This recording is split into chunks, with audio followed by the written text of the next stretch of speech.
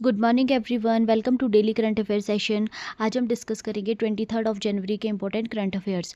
23 से जितने भी करंट अफेयर हमारे एग्जामिनेशन के लिए ज़रूरी रहेंगे उन सभी को हम यहाँ पर डिटेल में डिस्कस करेंगे थ्रू एमसीक्यूज़। सेशन काफ़ी इंपॉर्टेंट रहेगा आपके सभी एग्जामिनेशन पॉइंट ऑफ व्यू से, इसलिए वीडियो को एंड तक ज़रूर देखना। अगर अभी तक आपने मेरे चैनल को सब्सक्राइब नहीं किया है तो प्लीज़ मेरे चैनल को सब्सक्राइब कीजिए, वीडियो को लाइक और शेयर कीजिए। तो सेशन की शुरुआत करते हैं क्वेश्चन नंबर 1 से। आज का हमारा फर्स्ट क्वेश्चन है, who has been appointed as the country head India of Guardian India operations private limited while continuing as chief information officer. Guardian India ने हाल ही में किसे कंट्री हेड इंडिया नियुक्त किया है जो चीफ इंफॉर्मेशन ऑफिसर के रूप में भी कार्यरत रहेंगे? तो इसका राइट आंसर हो जाएगा option B, Karunakaran Aziz sir. तो अभी guardian India operations private limited जो कि एक ग्लोबल कैपेबिलिटी सेंटर है guardian life insurance company of America का, इसने अनाउंसमेंट की है यहाँ पे 21 जनवरी 2026 को the appointment of Karunakaran Aziz sir as country head India. वो यहाँ पे कंटिन्यू करेंगे साथ में as a chief information officer, जो कि यहाँ पे रिफ्लेक्ट करता है गार्डियन की जो स्ट्रेटेजी है combining business leadership with the digital transformation. ये अपॉइंटमेंट यहाँ पे स्ट्रेंथन करेगी गार्डियन इंडिया की जो लीडरशिप है at its centres in Chennai and Gurugram, और यहाँ पे ये इंश्योर करेगी ऑपरेशनल एक्सीलेंस, इनोवेशन, डिलीवरी और ग्लोबल सपोर्ट को। अजीज सर जी यहाँ पे सपोर्ट करेंगे माइकल प्रेस्टिलो को, जो कि चीफ स्ट्रेटेजी ऑफिसर है गार्डियन लाइफ और chair of the guardian India board. Next question, in which year did Indian badminton icon Saina Nehwal officially announce her retirement from competitive badminton after a prolonged injury battle? भारतीय badminton खिलाड़ी साइना नेहवाल ने किस वर्ष आधिकारिक रूप से प्रतिस्पर्धा बैडमिंटन से संन्यास ले लिया है जो उनके लंबे समय से चली आ रही चोटों के कारण हुआ है? तो इसका राइट आंसर हो जाएगा ऑप्शन डी, 2026। Option D 2026। तो साइना नेहवाल इंडिया की फर्स्ट एवर ओलंपिक मेडलिस्ट है बैडमिंटन में। उन्होंने ऑफिशियली अपनी रिटायरमेंट यहाँ पे अनाउंस कर दी है जनवरी 2026 में, after battling chronic knee injuries including cartilage degeneration and arthritis for nearly 2 years. Olympic achievement अगर उनकी हम देखें तो लंदन ओलंपिक 2012 में उन्होंने ब्रॉन्ज मेडल जीता था, और वो वुमेन्स कैटेगरी में, वुमेन सिंगल कैटेगरी में, और फर्स्ट इंडियन वुमेन बनी थी to win an Olympic medal in badminton. World ranking अगर हम उनकी देखें तो 2015 में she became world number 1, only the second Indian after Prakash Padukone to achieve this feat. अगर हम उनके करियर हाइलाइट्स देखें तो फर्स्ट इंडियन थी to win BWF super series title Indonesia open के दौरान 2009 में, वर्ल्ड चैंपियनशिप मेडल सिल्वर 2015 में और ब्रॉन्ज 2017 में, कॉमनवेल्थ गेम्स गोल्ड 2010 में दिल्ली में और 2018 गोल्ड कोस्ट में, एशियन गेम्स ब्रॉन्ज मेडल उन्होंने जीता था 2018 में, ending India's 36 year wait for badminton medal. Awards की अगर हम बात करें तो उनको पद्म भूषण, पद्म श्री, खेल रत्न, अर्जुन अवार्ड यहाँ पे दिया जा चुका है, जो कि रिकॉग्नाइज करता है उनका जो इमेंस कंट्रीब्यूशन रहा है इंडियन स्पोर्ट्स में। अगर हम रीज़न देखें उनकी रिटायरमेंट का तो उन्होंने जो है रिवील किया है यहाँ पे ड्यू टू हर जो बैटल कर रही थी, वो जूझ रही थी क्रॉनिक नी इंजरी से और कार्टिलेज डी जनरेशन और आर्थराइटिस से, लगभग लास्ट 2 ईयर से जो है वो इससे जूझ रही थी, जिस वजह से उन्होंने अभी अपनी रिटायरमेंट यहाँ पे अनाउंस कर दी है। Next question, which two Indian states recently signed an MOU to strengthen early childhood care, education and development through interstate collaboration? हाल ही में किस दो राज्यों ने अर्ली चाइल्डहुड केयर, एजुकेशन और डेवलपमेंट को मजबूत करने के लिए आपसी सहयोग पर आधारित एक MOU पर हस्ताक्षर किए हैं? तो राइट आंसर हो जाएगा option A, Orissa and Meghalaya. तो अभी 20 जनवरी 2026 को गवर्नमेंट ऑफ उड़ीसा और मेघालय ने यहाँ पे एक मेमोरेंडम ऑफ अंडरस्टैंडिंग साइन किया है, जो कि स्ट्रेंथ करेगा, सपोर्ट करेगा अर्ली चाइल्डहुड केयर को, एजुकेशन को और डेवलपमेंट को। ये जो MOU है ये साइन किया गया भुवनेश्वर में in the presence of senior officials, जिसमें कि DK Singh, development commissioner Orissa, और Sampath Kumar, principal secretary community and rural development Meghalaya से जो है वो उपस्थित रहे थे। अगर हम पर्पस देखें इस MOU का क्या उद्देश्य है, तो ये क्रिएट क्रिएट करेगा structured framework for collaboration in nutrition, health, early learning और रिस्पॉन्सिव केयर गिविंग। इसके अलावा जो है इसमें एनकरेज किया जाएगा कम्युनिटी एंगेजमेंट को, इंस्टीट्यूशनल स्ट्रेंथनिंग को और कैपेसिटी बिल्डिंग को, और प्रमोट किया जाएगा knowledge exchange, joint research, documentation of best practices और exposure visits for official and front line workers.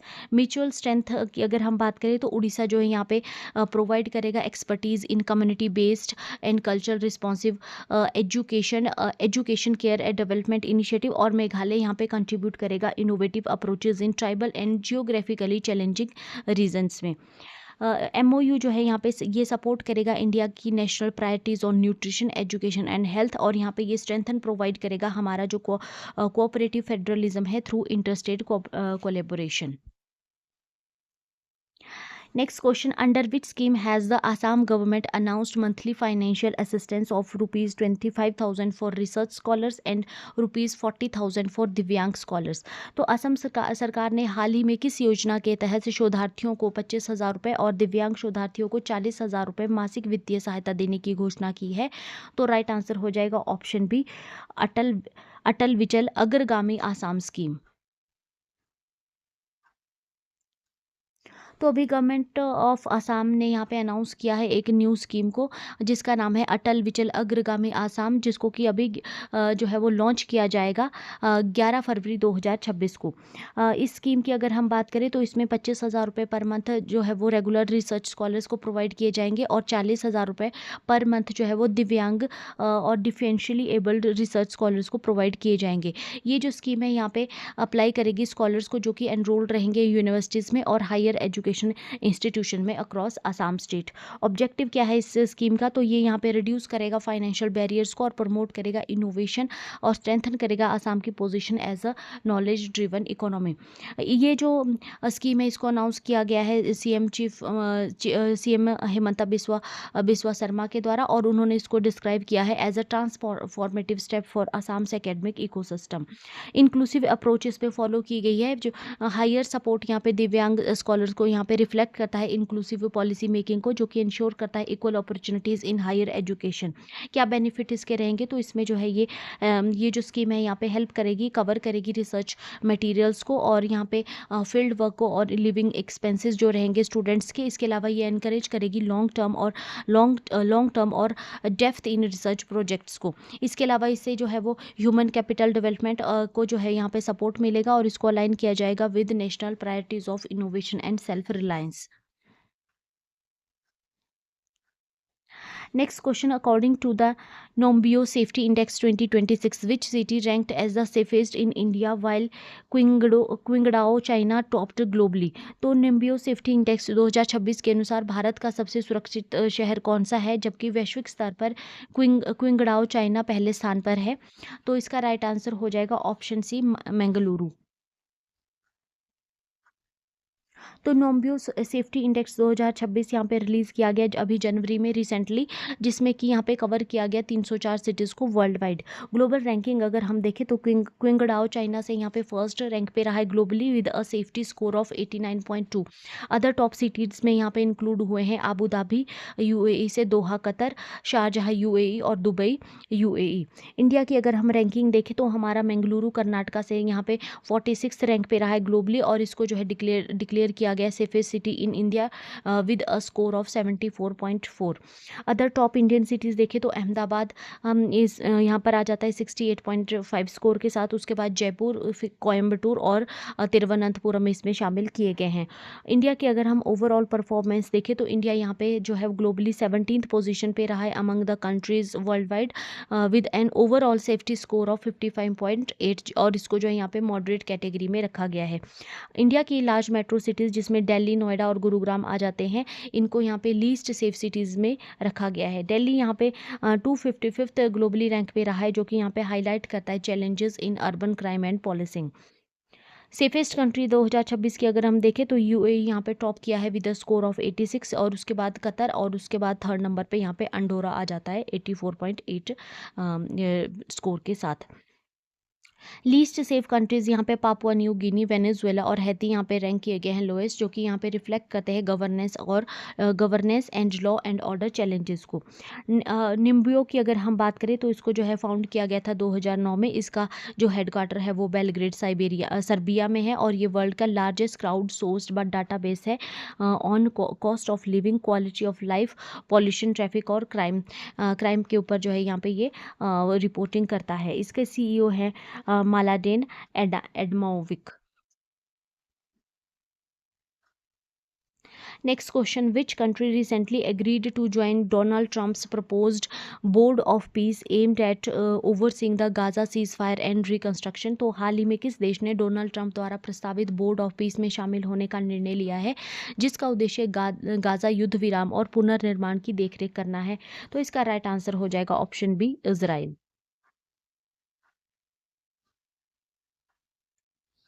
तो अभी 21 जनवरी 2026 को इजराइल के प्राइम मिनिस्टर बेंजामिन नेतन्याहू ने यहाँ पे कंफर्म किया है कि इजराइल ज्वाइन करेगा यूएस प्रेसिडेंट डोनाल्ड ट्रंप का बोर्ड ऑफ पीस, जो कि एक न्यूली प्रपोज्ड इंटरनेशनल बॉडी है जो कि ओवरसी करेगा गाजा सीज फायर और पोस्ट वॉर रिकंस्ट्रक्शन को। बोर्ड ऑफ पीस की अगर हम बात करें तो इनिशियली जो है कि ये स्मॉल ग्रुप था, small group of global leaders था। बाद में जो इसको एक्सपेंड कर दिया गया इनटू अ लार्ज कोलिएशन और यहाँ पे ये मैंडेट करता है इट मैंडेट्स इंक्लूड्स जिसमें कि सुपरवाइज करना है गाजा सीज फायर को, डिप्लॉय करना है इंटरनेशनल सिक्योरिटी फोर्स को और डिसआर्मिंग करना है हमास को और यहाँ पे सपोर्ट करना है reconstruction through Palestine technocrats. Trump ने यहाँ पे सजेस्ट किया है कि जो ये बोर्ड रहेगा ये एड्रेस करेगा अदर ग्लोबल कॉन्फ्लिक्ट्स को और यहाँ पे ये एक ब्रॉडर और इसको जो है एक broader making it a broader then a Gaza only mechanism. ये जो बोर्ड ऑफ पीस रहेगा ये एक गाजा ओनली मैकेनिज्म नहीं रहेगा, लार्ज स्केल जो है इसका जो है वो लार्ज स्केल पर जो है इसको ग्लोबल कॉन्फ्लिक्ट्स के में ये रोल प्ले करेगा according to Donald Trump. Israel का शिफ्ट अगर हम देखें उसकी पोजीशन में तो इसराइल जो है यहाँ पे अर्लियर यहाँ पे ऑब्जेक्ट कर रहा था to the composition of the Gaza executive committee specially the inclusion of the Turkey regional rival. Netanyahu का जो डिसीजन है यहाँ पे ये फ्रिक्शन करेगा with far right coalition allies के साथ और इसमें including finance minister Bezalel Smotrich जो who prefer unilateral Israel control over Gaza's future. इनके द्वारा जो है कि यूनिलेटरल कंट्रोल जो है यहाँ पे प्रेफर कर रहे हैं गाजा के फ्यूचर के ऊपर। अदर कंट्रीज इन्वॉल्व में अगर हम देखें तो कंफर्मेशन जो मेंबर्स ने दी है अदर कंट्रीज ने उसमें UAE, Morocco, Vietnam, Belarus, Hungary, Kazakhstan, Argentina, Israel और अजरबैजान आ जाते हैं। और इसके अलावा जो इनविटेशन कंट्रीज़ को जिनको भेजा गया उसमें UK, Canada, Egypt, Russia, Turkey और यूरोपियन यूनियन आ जाते हैं। कंट्रोवर्सीज अगर हम यूएन के साथ देखें तो ट्रंप ने यहाँ पे सजेस्ट किया है कि बोर्ड जो है वो जो है यहाँ पे रिप्लेस करेगा यूएन को और क्योंकि क्रिटिसाइजिंग द यूएन इफेक्टिवनेस। इसके अलावा जो फ्रांस ने यहाँ पे स्ट्रांगली अपोज किया है डोनाल्ड ट्रंप के इस आइडिया को with foreign minister Jean Noel Barrot जो कि rejecting any move to undermine the UN. Next question: during which round of foreign office consultations in January 2026 did India and Namibia agree to deepen cooperation in defense and critical minerals? तो भारत और Namibia ने जनवरी 2026 में किस दौर की foreign office consultations के दौरान रक्षा और क्रिटिकल मिनरल्स सहित कई क्षेत्रों में सहयोग गहरा करने पर सहमति जताई है? तो इसका राइट आंसर हो जाएगा ऑप्शन सी, 5th राउंड। तो अभी 19 से लेकर 20 जनवरी 2026 में इंडिया और नामीबिया ने यहाँ पे जो है वो 5th राउंड अपने फॉरेन ऑफिस कंसल्टेशंस की जो है यहाँ पे मीटिंग आयोजित की। दोनों साइड्स जो है यहाँ पे एग्री हो गए हैं अपना कोऑपरेशन जो है वो स्ट्रेंथन करने में in defence, critical minerals, health, agriculture और डिजिटल पब्लिक इंफ्रास्ट्रक्चर में। स्ट्रेटेजी के इस कंटेक्स्ट इसका क्या हो जाता है तो इस ग्लोबल सप्लाई चेन इसके लिए global supply chain for rare earths and critical minerals are under stress due to the China's tightening export control, ठीक है, क्योंकि चाइना जो है यहाँ पे काफ़ी ज़्यादा कंट्रोल कर रहा है रेयर रेयर अर्थ मिनरल और क्रिटिकल मिनरल्स को। नामीबिया जो है एक क्रिटिकल मिनरल काफ़ी ज़्यादा रिच है क्रिटिकल मिनरल एसेंशियल्स में, क्रिटिकल मिनरल्स में, जो कि यहाँ पे काफ़ी ज़्यादा इंपॉर्टेंट रोल प्ले करते हैं क्लीन एनर्जी में, इलेक्ट्रॉनिक में और डिफेंस टेक्नोलॉजीज़ में। इंडिया की जो एंगेजमेंट है नामीबिया के साथ, ये यहाँ पे पार्ट है हमारा जो ब्रॉडर स्ट्रेटेजी है टू डाइवर्सिफाई और सिक्योर करना मिनरल सप्लाईज को, और रिड्यूस करना है डिपेंडेंसी और एनहांस करना है रिसाइलेंस को। अदर एरिया और कोऑपरेशन की अगर हम बात करें तो इसमें जो है trade, investment, pharmaceuticals, education, capacity building, agriculture और इंफ्रास्ट्रक्चर और कल्चरल एक्सचेंज यहाँ पे इंक्लूड किए गए हैं। इसके अलावा expansion of digital public infrastructure, ठीक है, यहाँ पे जो है वो फोकस एरिया रहेगा।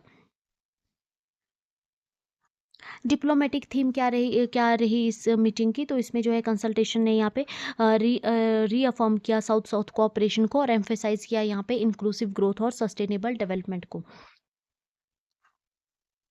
Next question. In January 2026, the Andhra Pradesh government announced the establishment of a new spaceport at which location primarily to support private launch missions. तो आंध्र प्रदेश सरकार ने जनवरी 2026 में किस स्थान पर नया स्पेस पोर्ट स्थापित करने की घोषणा की है, जो मुख्य रूप से निजी लॉन्च मिशनों का समर्थन करेगा? तो इसका राइट आंसर हो जाएगा ऑप्शन सी, होप आइलैंड। तो अभी 17 जनवरी 2026 को आंध्र प्रदेश के सीएम है एन चंद्रबाबू नायडू, उन्होंने अनाउंस किया है यहाँ पे establishment of a new space port at the Hope Island as part of the space city initiative. ये जो फैसिलिटी है यहाँ पे ये सपोर्ट करेगी प्राइवेट और कमर्शियल लॉन्च मिशंस को, specially small and medium lift launch vehicles. ये जो है यहाँ पे एक कॉम्प्लीमेंट की तरह जो है एग्जिस्ट करेगा इन हमारा जो नेशनल लॉन्च फैसिलिटीज़ है, जिसमें कि श्री हरिकोटा आ जाता है और कुलाशेखर पट्टनम आ जाता है। इंडिया का ग्रोइंग नेटवर्क अगर हम देखें स्पेस पोर्ट में, तो यहाँ पे श्री हरिकोटा आ जाता है, जो कि इंडिया का प्राइमरी लॉन्च साइट है फॉर मेजर नेशनल मिशंस। इसके बाद शेखरपुरम तमिलनाडु में आ जाता है, जिसको कि डेवलप किया जा रहा है फॉर पोलर ऑर्बिट लॉन्चेस के लिए, स्मॉल सैटेलाइट्स के लिए। इसके बाद जो है होप आइलैंड आ जाता है आंध्र प्रदेश में, जिसमें कि अब यहाँ पे फोकस किया जा रहा है प्राइवेट और कमर्शियल लॉन्चेस के ऊपर। स्ट्रेटेजिक इंपॉर्टेंस इस लोकेशन की क्या है, तो ये जो है सिचुएटेड है off the coast of Kakinada Andhra Pradesh in the bay of Bengal, और इसकी जो प्रोक्सिमिटी है टू द इक्वेटर रिड्यूस करेगी फ्यूल रिक्वायरमेंट को और इम्प्रूव करेगी लॉन्च एफिशिएंसी। जो साइट है ये यहाँ पे ऑफर करेगी an eastward launch advantage due to earth's rotation. Ecological significance क्या है होप आइलैंड का, तो इसको जो है फॉर्म किया गया था होप आइलैंड को 18th सेंचुरी में फ्रॉम द इसकी जो फॉर्मेशन हुई थी 18th सेंचुरी में गोदावरी रिवर सेडिमेंट डिपॉजिट्स के द्वारा जो है वो हुई थी, और ये सर्व करता है as a nesting ground for the olive ridley turtles. Olive ridley turtles के लिए यहाँ पे नेस्टिंग ग्राउंड की तरह ये सर्व कर रहा है। और ये जो है कोरिंगा वाइल्ड लाइफ सेंचुरी जो है उसके साथ ही जो है ये लाई करता है, कंट्रीब्यूट करता है ये बायोडाइवर्सिटी कंजर्वेशन को। स्ट्रेटेजिक एम क्या है, तो यहाँ पे बूस्ट करना है कमर्शियल स्पेस एक्टिविटी को और स्ट्रेंथन करना है इंडिया के प्राइवेट स्पेस सेक्टर और रिड्यूस करना है dependency on a single launch site. Next question. Under which program is India planning to launch over 50 advanced spy satellites with synthetic aperture radar technology after lesson from Operation Sindoor? तो Bharat operation सिंदूर से मिली सीखों के बाद synthetic aperture radar तकनीक वाले 50 से अधिक उन्नत जासूसी उपग्रह किस कार्यक्रम के तहत लॉन्च करने की योजना बना रहा है? तो इसका राइट आंसर हो जाएगा option B, space based surveillance phase 3।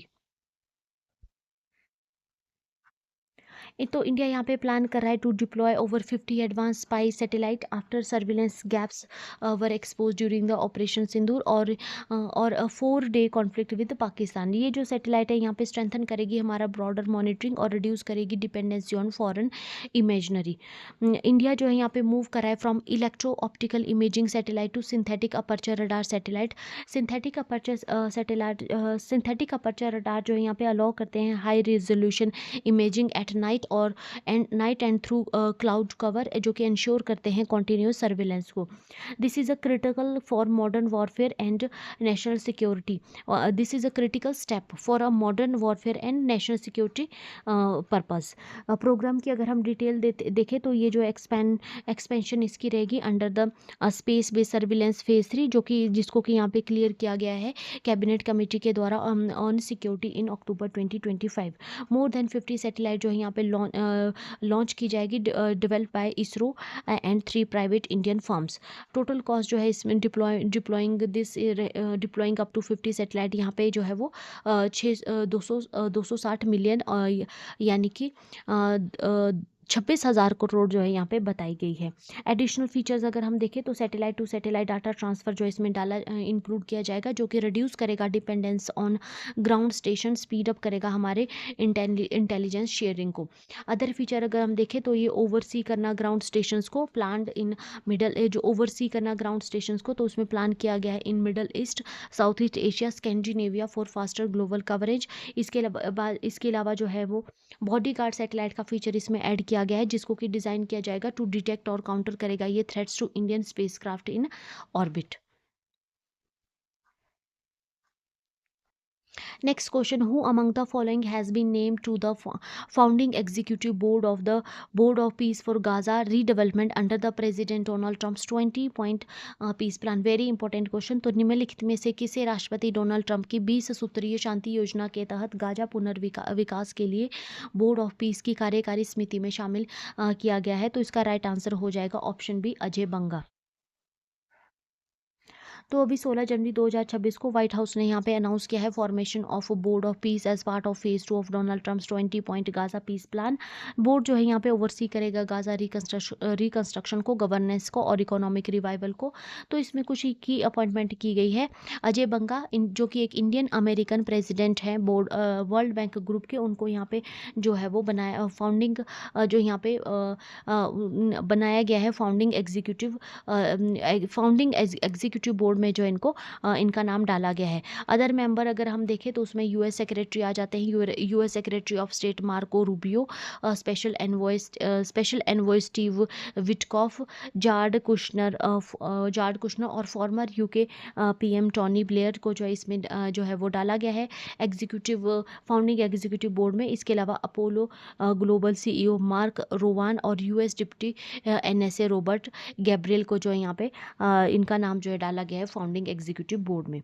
क्या रोल और रिस्पॉन्सिबिलिटीज़ इनकी रहेगी? तो each executive board member will oversee portfolios, जिसमें कि governance, capacity building, regional relations, reconstruction and investment attraction आ जाती है, और large scale funding and capability mobilization आ जाती है. तो ये जो है वो इनको जो है इनके द्वारा ओवरसी किया जाएगा. सिक्योरिटी कंपोनेंट की अगर हम बात करें तो major general Jasper Jeffers, commander of US special operations command central, has been appointed to lead the international stabilization force. International stabilization force जो है यहाँ पे इंश्योर करेगी सिक्योरिटी को, डीमिलिटराइजेशन और safe delivery of humanitarian add. अगर हम Trump का पीस प्लान देखें तो इसकी की हाइलाइट्स देखते हैं, तो इसका क्या मेन रोल रहेगा, तो क्या प्लान है ट्रंप का. तो ये यहाँ पे इमीडिएट एंड टू वॉर, अगर दोनों साइड एग्री कर जाती है तो इमीडिएटली एंड करना है वॉर को. इजराइल फोर्सेस को यहाँ to withdraw to agree lines for hostage release, और सस्पेंशन करना है ऑल मिलिट्री ऑपरेशंस को. क्रिएट करना है एक special economic zone with preferential tariff. Development of miracle cities in West Asia to attract investment, और freedom of movement for Gaza residents, no force displacement. तो ये यहाँ पे कुछ प्लान के हाइलाइट्स हैं. इसके अलावा अगर हम बात करें वर्ल्ड बैंक की, तो इसको एस्टेब्लिश किया गया था 1944 में ब्रिटन वुड्स कॉन्फ्रेंस के दौरान. इसका हेडक्वार्टर वाशिंगटन डीसी में आ जाता है यूएसए में, और करंट प्रेसिडेंट इसके आ जाते हैं अजय बंगा, और ये जो है वो जून 2023 से जो है वो इसके प्रेसिडेंट हैं. Next question: in which Indian state is the Spornica river recently in news due to pollution near Shri Mokambika temple in Kollur located? तो हाल ही में श्री मोकाम्बिका मंदिर कोल्लूर के पास प्रदूषण के कारण चर्चा में रही स्वर्णिका नदी किस भारतीय राज्य में स्थित है? ये यहाँ पर क्वेश्चन पूछा गया है. तो इसका राइट आंसर हो जाएगा ऑप्शन बी, कर्नाटका. तो स्पोर्णिका रिवर जो कि फ्लो करती है थ्रू कलूर और टाउनशिप इन उडुपी डिस्ट्रिक्ट कर्नाटका, इसको जो है कंसीडर किया जाता है एज पवित्र, इसको sacred because of its passes near the famous Shri Mookambika temple, a major pilgrimage site. तो इसको काफ़ी ज़्यादा यहाँ पे पवित्र माना जाता है। रिसेंटली जो ये रिवर है ये न्यूज़ में रही है एज अ, क्योंकि जो नेशनल ग्रीन ट्रिब्यूनल है साउथ जोन चेन्नई, उन्होंने डायरेक्ट किया है उडुपी डिप्टी कमिश्नर और डिप्टी कमिश्नर को to submit a detailed report on pollution caused by the sewage discharge from the lodges and the hotels around the temples। इसके अलावा जो है अगर हम बात करें तो अंडरग्राउंड सीवरेज स्कीम कंप्लीट हो गई थी यहाँ वहाँ पर 2020 में at a cost of rupees 19.97 crore. बावजूद उसके जो है वहाँ पे कंटामिनेशन जो कंटिन्यू है, जो कि अफेक्ट कर रही है डिवोटीज़ को और रेजिडेंट्स को। Next question: who among the following has been honored with the prestigious APO National Award 2026 for pioneering contribution to India's lab grown diamond industry? Very important question। तो भारत की लैब ग्रोन डायमंड इंडस्ट्री में अग्रणी योगदान के लिए प्रतिष्ठित APO national award 2026 में किसे सम्मानित किया गया है? तो इसका राइट आंसर हो जाएगा ऑप्शन सी, बाकुल लिम्बासिया।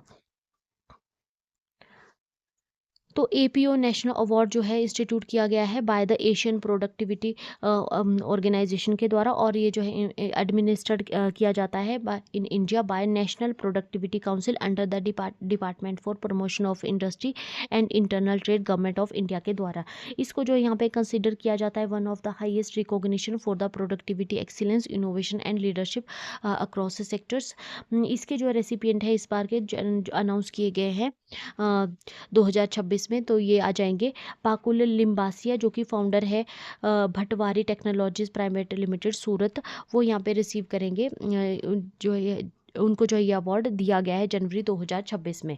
उनको जो है ये जो क्रेडिट दिया गया है उन्होंने जो यहाँ पे प्रोड्यूस किया था इंडिया का फर्स्ट लैब ग्रोन डायमंड 2004 में, ठीक है। और जो है वो इसके अलावा जो वो एसोसिएट है इंडस्ट्रीज़ के साथ 1998 से। उनका जो पायनियरिंग वर्क रहा है पोजीशन करना इंडिया को as a global hub for lab grown diamond, उसको भी रिकॉग्नाइज करते हुए जो उनको ये अवार्ड यहाँ पे दिया गया है।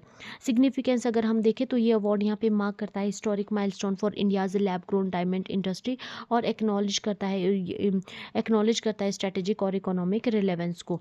प्रीवियसली जो ये अवार्ड है इससे जो ऑनर किया जा चुका है लीडर्स को, कुछ लीडर्स को, जिसमें अनिल नाइक आ जाते हैं लार्सन एंड टर्बो से, और डॉक्टर वर्गीस कुरियन आ जाते हैं अर्ली हमारे फादर ऑफ वाइट रेवोल्यूशन, जो कि यहाँ पे अंडरस्कोर करता है इस अवार्ड की लीगेसी को।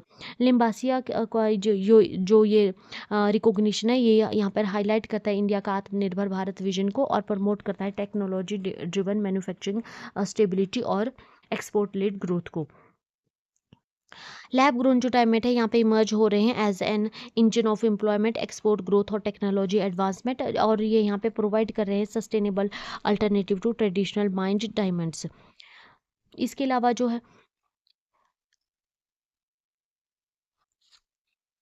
Next question, mount Aso mount Aso Mount Aso recently in news after a tourist helicopter went missing near its crater is located in which country? तो माउंट आसो जो हाल ही में अपने क्रेटर के पास एक पर्यटक हेलीकॉप्टर के लापता होने के कारण न्यूज़ में था, किस देश में स्थित है? तो इसका राइट आंसर हो जाएगा ऑप्शन बी, जापान।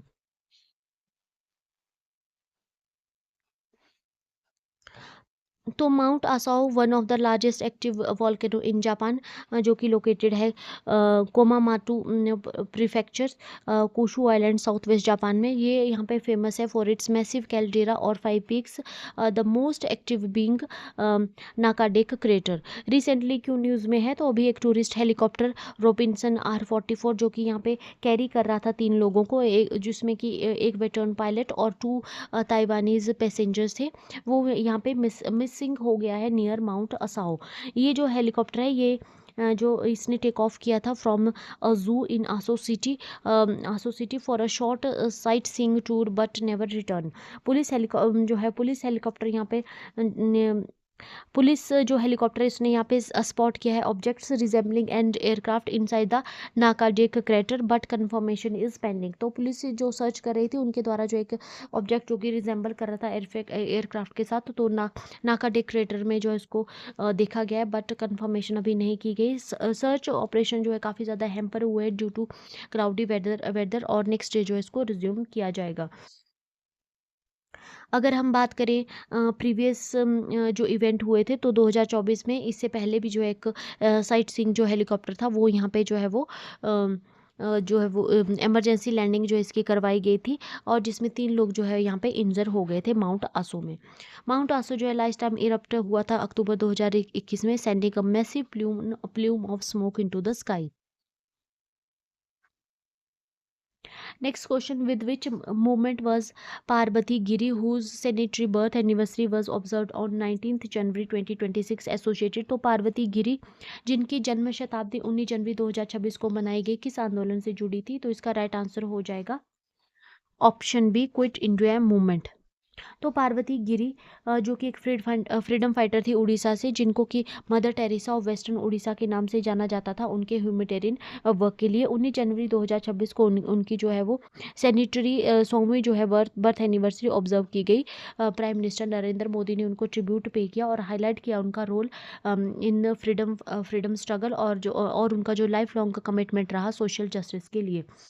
16 साल की एज में जो उन्होंने एक्टिवली ज्वाइन किया था क्विट इंडिया मूवमेंट को 1942 में against the British colonial rule, और जो है इनको जो है 2 सालों के लिए जेल में भी भेजा गया था for her participation in the movement.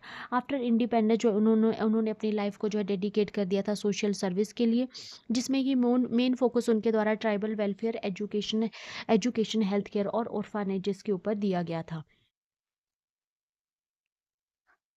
Next question, which group of Darwin's bark spiders produces the toughest biological silk ever recorded with tensile strength of 1.6 GPa? तो डार्विन की बार्क स्पाइडर में से किस समूह द्वारा लगभग 1.6 GPa तन्यता शक्ति वाला सबसे मजबूत जैविक रेशम बनाया जाता है? तो इसका राइट आंसर हो जाएगा option C, large adult females. तो डार्विन्स बाग स्पाइडर जो कि नेटिव है मेडागास्कर फॉरेस्ट का, और ये प्रोड्यूस करता है सिल्क जो कि टफेस्ट बायोलॉजिकल मटेरियल जो है वो एवर टेस्टेड यहाँ पे बताया गया है, with a tensile strength of about 1.6 giga pascal, nearly 3 times stronger than the iron. Research जो है ये पब्लिश हुई है इंटीग्रेटिव जूलॉजी में, जो कि यहाँ पे कंफर्म करती है that only large adult female produce exceptionally tough dragline silk. तो जो पब्लिकेशन हुई है इसमें कंफर्म किया गया है कि जो लार्ज अडल्ट फीमेल होती है वही जो है प्रोड्यूस कर पाती है इस एक्सेप्शनली ट्रफ ड्रैगलिन सिल्क को। ये जो सिल्क है यहाँ पे एब्जॉर्व करता है more energy before breaking as compare to silk from the males और जुवेनाइल्स। सिल्क की जो टफनेस है ये यहाँ पे लिंक करती है टू बॉडी साइज और इकोलॉजिकल रोल। लार्जर फीमेल जो है वो बिल्ड करती है जाइंट और वेब्स को, समटाइम्स स्पैनिंग रिवर्स, और इसके लिए जो रिक्वायरमेंट रहती है stronger silk to capture the large prey. Producing such silk is metabolically expensive रहता है, ये एक्सपेंसिव रहता है क्योंकि ये रिच रहता है अमाइनो एसिड्स में जिसमें प्रोलीन आ जाता है। So female builds sparser but stronger webs, while juveniles and male spin denser but weaker webs. Study जो है यहाँ पे कंडक्ट की गई थी यूजिंग एग सैक्स कलेक्ट किए गए थे फ्रॉम एना एनाल्मा जाउट्रा नेशनल पार्क, जो कि एक बायोडाइवर्सिटी हॉटस्पॉट है मेडागास्कर में, और ये अपने ल्यूमिनर्स और रिच फ्लोरल और फोना के लिए जाना जाता है। Next question, at which venue did Indian athlete Yashpal Rashiya from Surat win the gold medal at the 7th roll ball world cup 2025? तो सूरत के भारतीय खिलाड़ी यश राशिया ने 7वें रोल बॉल विश्व कप 2025 में स्वर्ण पदक किस स्थान पर जीता है? तो इसका राइट आंसर हो जाएगा option B, Dubai, United Arab Emirates. तो यश अनिल राशिया जो कि एक 20 साल के रोल बॉल एथलीट है from Surat, won the gold medal at the 7th roll ball world cup 2025 held in Dubai UAE. उन्होंने जो यहाँ पे प्रेजेंट किया था इंडियन टीम को और प्ले किया एक decisive role in India's title winning campaign. Next question: the newly discovered rare antfly species Metadon gorfadei and Metadon remirei in India belongs to which subfamily known for their larvae living inside ant nests? Bharat में खोजी गई दुर्लभ चींटी मक्खी प्रजाति मेटाडोन गोरफेई और मेटाडोन रिमरेई किस उपपरिवार से संबंधित है जिनके लार्वा चींटी के घोंसलों में रहते हैं? तो राइट आंसर हो जाएगा इसका ऑप्शन बी माइक्रोडोंटिने। तो रिसर्चर्स ने कर्नाटका और researchers from Kerala and Tamil Nadu discovered 2 new species of rare ant flies in India. तो केरला और तमिलनाडु के रिसर्चर्स से उन्होंने 2 रेयर आंट फ्लाई की स्पीशीज़ को इंडिया में डिस्कवर किया है, जिसमें आ जाते हैं मेटाडोन गोरफिडेई जो कि जिसको कि पाया गया दिल्ली रिज में, जो कि एक एक्सटेंशन है अरावली हिल्स की, और मेटाडोन रेमरेई जिसको कि पाया गया सुरुवानी हिल्स वेस्टर्न घाट्स तमिलनाडु में। ये जो स्पीशीज है बिलोंग करती है सब फैमिली माइक्रोडोंटिने अंडर द फैमिली सिरफिडेई। और यूनिक इकोलॉजी अगर हम इसकी देखें तो मार्कोडोंटिने लार्वे जो है ये लीव करते हैं इनसाइड द आंट नेस्ट और फीड करते हैं ऑन आंट ब्रूड। और जो है ये बिहेवियर इनका जो ये बिहेवियर है इसको जो है वो मिरिमिकोफिली कहा जाता है। इस डिस्कवरी से पहले ओनली 6 स्पीशीज ऑफ जीनस मेटाडोन जो है वो यहाँ पे रिकॉर्डेड थी इंडिया में। और ये now with these two the count rises further. Research जो है यहाँ पे कंडक्ट की गई थी बाय एच शंकरारमन अमृता विश्वा विद्यापीठम कोयम्बटूर के द्वारा and SS Anuj Kerala agriculture universities के द्वारा। और ये जो पब्लिकेशन हुई है ये जूटॉक्सा 2025 में जो है पब्लिश इसको किया गया है।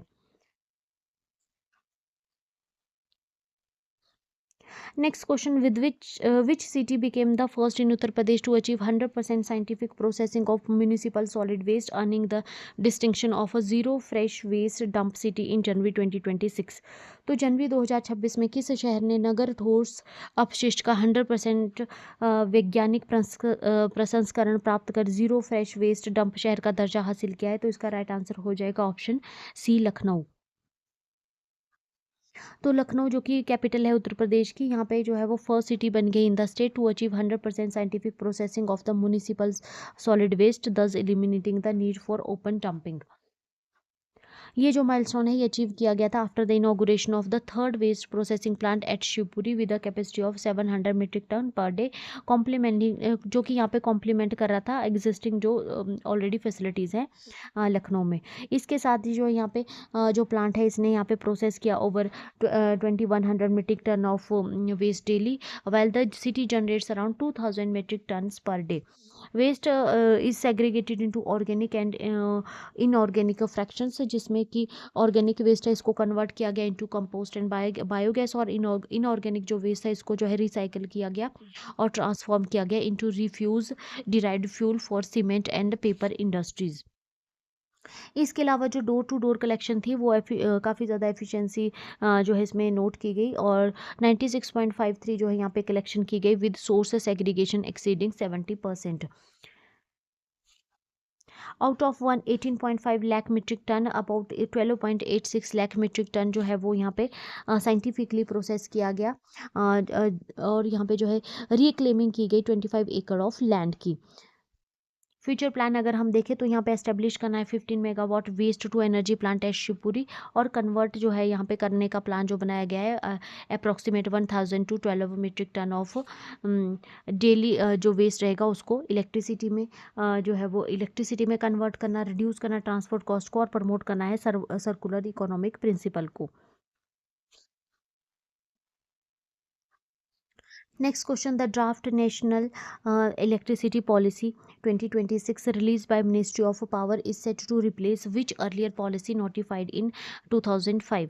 तो विद्युत मंत्रालय द्वारा जारी ड्राफ्ट राष्ट्रीय विद्युत नीति 2026 किस पूर्व नीति को प्रतिस्थापित करेगी? तो इसका राइट आंसर हो जाएगा option B national electricity policy 2005। तो अभी मिनिस्ट्री ऑफ पावर ने यहाँ पे रिलीज़ किया है draft national electricity policy 2026 for the public consultation in January 2026।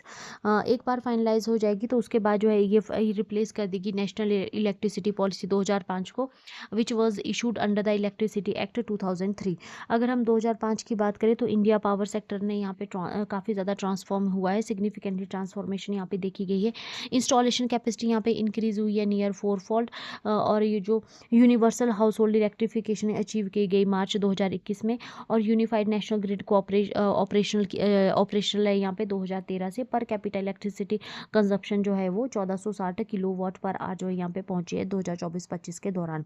Draft जो नेशनल इलेक्ट्रिसिटी पॉलिसी 2026 है, इसमें कुछ एमिशंस को सेट किया गया है, जिसमें यहाँ पे रखा गया है rise per capital consumption to 2000 kilowatt per hour by 2030 और 4000 plus kilowatt per hour by 2047। इसको जो अलाइन किया जा रहा है विद इंडियाज क्लाइमेट कमिटमेंट, जिसमें कि 45% रिडक्शन जो है in emission intensity from 2005 level और बाय 2030 रखा गया है, and net zero emission by 2070। Structure reform जो इसमें इंक्लूड किए गए उसमें ऑटोमेटिक एनुअल टैरिफ रिवीजन आ जाएगा, reduction of cost cross subsidies आ जाएगी, expansion of renewable energy nuclear power 100 gigawatt by 2047, और बैटरी एनर्जी स्टोरेज सिस्टम इसमें आ जाएगा। नेक्स्ट क्वेश्चन, कोलाडी recently directed for scientific upscaling by union ministry of science and technology in January 2026 is a GI tagged traditional dairy product from which district of Jammu and Kashmir. तो अभी जनवरी 2026 में विज्ञान एवं प्रौद्योगिकी मंत्रालय द्वारा वैज्ञानिक रूप से उन्नयन हेतु निर्देशित कल्लाड़ी जम्मू और कश्मीर के किस जिले का जीआई टैग प्राप्त पारंपरिक दुग्ध उत्पाद है? तो इसका राइट आंसर हो जाएगा ऑप्शन बी, उधमपुर। कलाड़ी जो कि एक GI tagged traditional dairy product है उधमपुर डिस्ट्रिक्ट जम्मू और कश्मीर से। इसको जो है जनरली मोज़रेला ऑफ जम्मू के नाम से भी जाना जाता है because of it's stretchable texture and milky flavour. Union minister doctor Jitendra Singh ने यहाँ पे डायरेक्ट किया है साइंटिफिक अपस्केलिंग ऑफ कलाड़ी, ताकि जो है इसकी शेल्फ लाइफ है, जो इसकी शेल्फ लाइफ है, पैकेजिंग है और स्टोरेज सॉल्यूशन को जो यहाँ पे एनहांस किया जा सके, और जो है इसको एक्सेस किया जा सके to national and international market under the one district one product framework. ये जो इनिशिएटिव है इसमें इन्वॉल्व रहेंगे CSIR, CFTRI मैसूरू और CSIR IIM Jammu to jointly conduct nutrient profiling, characterization and shelf life enhancement. Traditionally kaladi जो है ये प्रिपेयर किया जाता है from the raw full fat milk using whey water as a coagulant. इसकी जो शॉर्ट सेल्फ लाइफ है only a few days without refrigeration, इसका जो रिस्ट्रिक्ट करती है इसका वाइडर डिस्ट्रीब्यूशन। ठीक है, जो ये प्रोजेक्ट है इसका जो एम है वो है डॉक्यूमेंट करना रीजनल प्रिपरेशन मेथड्स को, और क्रिएट करना है स्टैंडर्ड इंडस्ट्री फ्रेंडली प्रोसेसेस को, और अलाइन करना है साइंस टेक्नोलॉजी और ट्रेडिशन को to strengthen the Dogra cuisine and local economies. Next question, in December 2025, Sunita Williams retired from NASA after 27 years. She is especially remembered for commanding which international space station expedition? तो अभी दिसंबर 2025 में 27 वर्षों की सेवा के बाद सुनीता विलियम्स ने नासा से सेवानिवृत्ति ली है। उन्हें विशेष रूप से किस अंतर्राष्ट्रीय स्टेशन के किस अभियान की कमान संभालने के लिए याद किया जाता है? तो इसका राइट आंसर हो जाएगा ऑप्शन डी, एक्सपेडिशन 33। तो Sunita William, one of NASA's most accomplished astronaut, retired on December 27, 2025 after a 27-year career. Specially उनको रिमेंबर किया जाता है for becoming commander of expedition 33 aboard the ISS in 2012, making her one of the few women to lead the International Space Station. Career highlight उनकी अगर हम देखें तो उन्होंने स्टार्ट किया था अपना स्पेस फ्लाइट करियर 2006 में, aboard space shuttle Discovery STS 116, return to STS 117। इसके बाद जो है उन्होंने सर्व किया था as a flight engineer during the expedition 14 and 15, completing then record 4 space walks. उसके बाद जो है इन्होंने कंप्लीट किया a total of 9 space walks 62+ hours में, और होल्ड किया यहाँ पे record for the most space walk time by a female astronaut. Final mission अगर हम उनका देखें तो जून 2024 से लेकर मार्च 2025 तक वो उन्होंने जो है वो बोइंग स्टारलिनर क्रू फ्लाइट टेस्ट किया था, और वहाँ पे जो है वो 9 मंथ्स के लिए जो वहाँ पे वो रही थी ISSA में। She also became the first person to run a marathon in space, और कंट्रीब्यूट किया उन्होंने to NASA's NEEMO under water programme and astronaut training. उनकी जो लिगेसी है उसमें वो इंक्लूड है उसमें advancing science for the Artemis programme and future Mars missions. Next question, the International Conference on Role of International Trade in Global Energy Transition, January 2026, was organized under the aegis of which program at National Law University, Odisha? तो इसका right answer हो जाएगा option B, world trade organisation chairs program. तो अभी एक 2 दिन का international conference on role of international trade in global energy transition was held at the national law university Odisha Cuttack in January 2026। इसको जो है ऑर्गेनाइज किया गया है by the centre for trade and investment law in collaboration with the centre for international trade law, national law university Odisha के द्वारा। ये जो इवेंट है इसको कंडक्ट किया गया under the World trade Organization chair programme, जो कि यहाँ पे प्रमोट करता है एकेडमिक रिसर्च को और टीचिंग को on international trade law and policy. की पार्टिसिपेंट अगर हम देखें तो इसमें justice Biraja Prasanna Odisha high court के chief justice, professor NL Mishra guest of honour, और ambassador Ujjwal Singh Bhatia former chairperson WTO appellate body जो यहाँ पे रहे। इसके अलावा मिस एलाई स्टिपिंग international institute for sustainable development, और इसके अलावा अदर कई डिग्निटरीज ने जो यहाँ पे पार्टिसिपेट किया।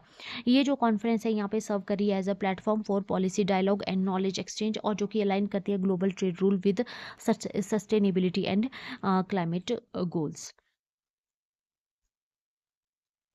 तो फ्रेंड्स, इसके साथ ही हमारा आज का ये सेशन कंप्लीट होता है। अगर आपको आज का सेशन पसंद आया हो तो प्लीज़ वीडियो को लाइक कीजिए, चैनल को शेयर और सब्सक्राइब कीजिए। Thank you so much. मिलते हैं नेक्स्ट वीडियो में।